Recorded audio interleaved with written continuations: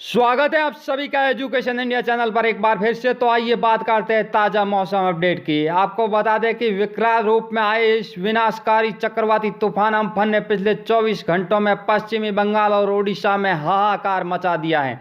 इस विनाशकारी तूफान ने इस कदर कहर बरपाया कि पश्चिमी बंगाल में अब तक 72 लोगों की जान ले चुका है। वहीं पश्चिमी बंगाल और ओडिशा राज्यों में बिजली, संचार और यातायात व्यवस्था को पूरी तरह से चौपट करके रख दिया है। इसके अलावा इन दोनों राज्यों में हजारों की संख्या में लोगों के कच्चे पक्के मकानों को धराशायी कर दिया है, तो पेड़ पौधों को जड़ों से ही उखाड़ दिया है। तो दोस्तों, वीडियो शुरू करने से पहले आपसे एक रिक्वेस्ट रहेगी कि अभी तक आपने इस चैनल को सब्सक्राइब नहीं किया तो जल्दी से सब्सक्राइब कर लें। साथ ही वीडियो को लाइक करना भी ना भूलें, क्योंकि आपका एक लाइक हमारा मनोबल बढ़ाएगा और आपको हर रोज मौसम से जुड़े वीडियो उपलब्ध करवाते रहेंगे। तो दोस्तों, चक्रवाती तूफान अम्फन ने पश्चिमी बंगाल और ओडिशा में भारी तबाही मचाई है, जिससे पश्चिमी बंगाल में अब तक 72 लोगों की जान जा चुकी है। उधर एनडीआरएफ ने कहा है कि इस तूफान से ओडिशा से ज़्यादा पश्चिमी बंगाल में नुकसान हुआ है। एनडीआरएफ ने बताया कि केंद्रीय टीमें प्रभावित इलाकों में जाकर नुकसान का आकलन करेगी। वहीं मौसम विभाग ने कहा है कि असम और मेघालय में अगले 12 घंटों तक बारिश हो सकती है। यहाँ 50 किलोमीटर की रफ्तार से हवाएं चलेगी, लेकिन इससे ज़्यादा नुकसान नहीं होने वाला है।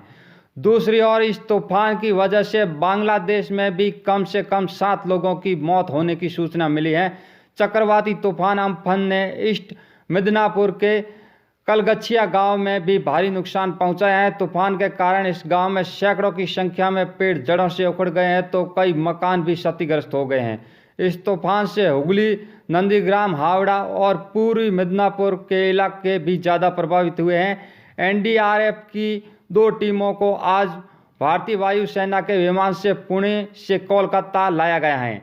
एनडीआरएफ ने कहा है कि पश्चिमी बंगाल और ओडिशा में करीब 7 लाख लोगों को सुरक्षित स्थानों पर पहुंचाया गया है और हम लगातार जमीनी स्तर पर काम करते रहेंगे।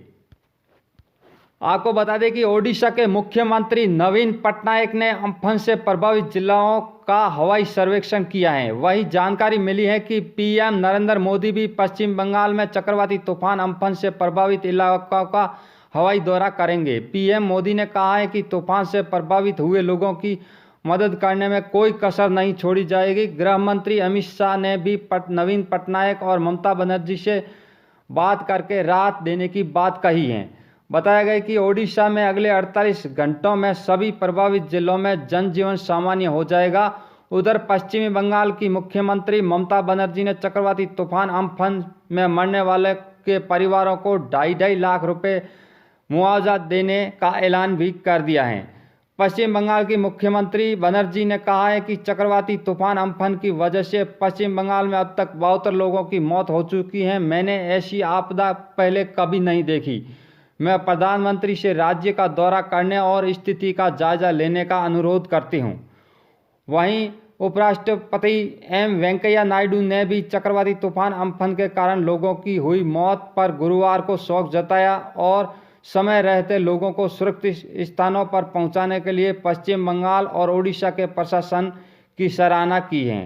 राष्ट्रीय संकट प्रबंधन समिति एनसीएमसी ने गुरुवार को चक्रवाती तूफान से बुरी तरह प्रभावित पश्चिम बंगाल और ओडिशा में राहत एवं बचाव अभियान की समीक्षा की, जहां भारतीय मौसम विभाग के सटीक पूर्वानुमान और एनडीआरएफ के जवानों की वक्त पर तैनाती की वजह से न्यूनतम जनहानि हुई है।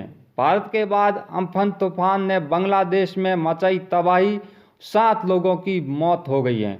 शक्तिशाली चक्रवाती तूफान से बांग्लादेश में 6 साल के बच्चे सहित कम से कम 7 लोगों की मौत होने की सूचना मिली है।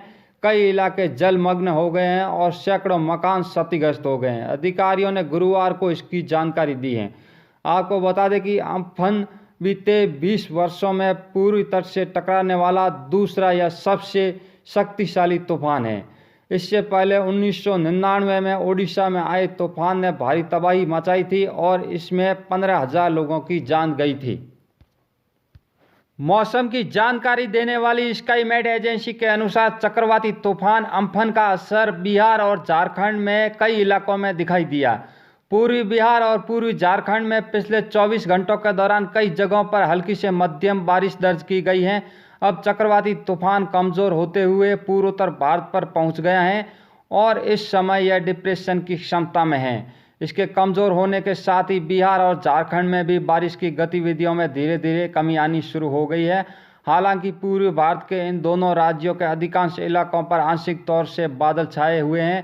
अनुमान है कि अगले 24 घंटों तक दोनों राज्यों पर बादल इसी तरह बने रहेंगे और कुछ इलाकों में रुक रुक कर बारिश भी होती रहेगी। हालांकि बारिश की तीव्रता अब काफ़ी कम हो जाएगी। पूर्वी बिहार में नवादा, जमुई, बांका, भागलपुर से लेकर किशनगंज, अररिया, पूर्णिया, सुपौल, मधुबनी तक यानी तराई क्षेत्रों और पूर्वी बिहार के क्षेत्रों में कुछ स्थानों पर हल्की बारिश जारी रहने की संभावना जताई जा रही है। अगले 2 से 3 दिनों के दौरान उत्तर पूर्वी और पूर्वी झारखंड में भी हल्की बारिश हो सकती है। यहाँ भी संभव है कि बारिश बहुत अधिक नहीं होगी, बारिश की तीव्रता मुख्य हल्की रहेगी। दूसरी ओर बिहार और झारखंड के पश्चिमी जिलों में मौसम शुष्क हो गया है। रांची, जमशेदपुर, धनबाद, डाल्टनगंज सहित झारखंड के दक्षिण और पश्चिमी जिलों तथा पटना, गया, कैमूर, सीवान, पश्चिमी चंपारण, मुजफ्फरपुर सहित दक्षिणी और पश्चिम बिहार में मौसम अब साफ और शुष्क रहेगा। इन भागों में तापमान में बढ़ोतरी देखने को मिलेगी।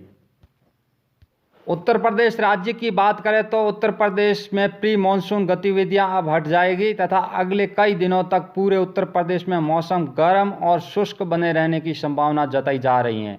मौसम साफ और शुष्क होने के साथ ही दिन के तापमान में वृद्धि लगातार हो सकती है, जिसके कारण उत्तर प्रदेश के दक्षिणी पश्चिमी जिलों में लू का प्रकोप शुरू हो सकता है। इस समय अधिकांश जगहों पर तापमान सामान्य के आसपास बने हुए हैं, लेकिन जल्द ही लगभग सभी जिलों में पारा सामान्य से ऊपर पहुंच जाएगा। दक्षिणी भागों में प्रयागराज से लेकर चित्रकूट, बंदा, कानपुर, महोबा, झांसी, फिरोजाबाद, आगरा, मथुरा और अलीगढ़ में 23 या 24 मई तक अधिकतम तापमान 44 से 45 डिग्री के करीब पहुंच सकता है, जिससे इन भागों में प्रचंड गर्मी शुरू हो जाएगी।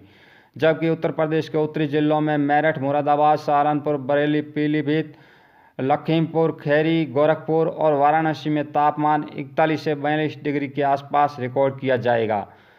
आपको बता दें कि सप्ताह के आखिर में 26 और 27 मई को उत्तर प्रदेश के कई तराई क्षेत्रों में हल्की बारिश हो सकती है। हालांकि बारिश की मात्रा उल्लेखनीय नहीं होगी और ना ही बढ़ते तापमान में यह कोई असर डाल पाएगी।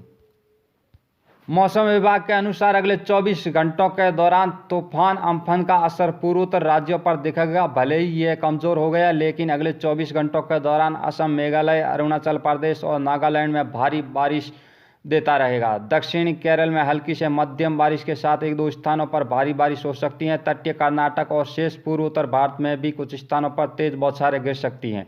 वहीं पश्चिम बंगाल, सिक्किम और बिहार के पूर्वी भागों में कुछ स्थानों पर हल्की बारिश होने के आसार जताए गए हैं। झारखंड, आंतरिक तमिलनाडु और आंतरिक कर्नाटक में भी 1-2 स्थानों पर बारिश हो सकती है। विदर्भ, उत्तरी मध्य महाराष्ट्र, दक्षिणी और पश्चिम मध्य प्रदेश, गुजरात, राजस्थान और तेलंगाना में कई जगहों पर लू चलने की आशंका जताई गई है।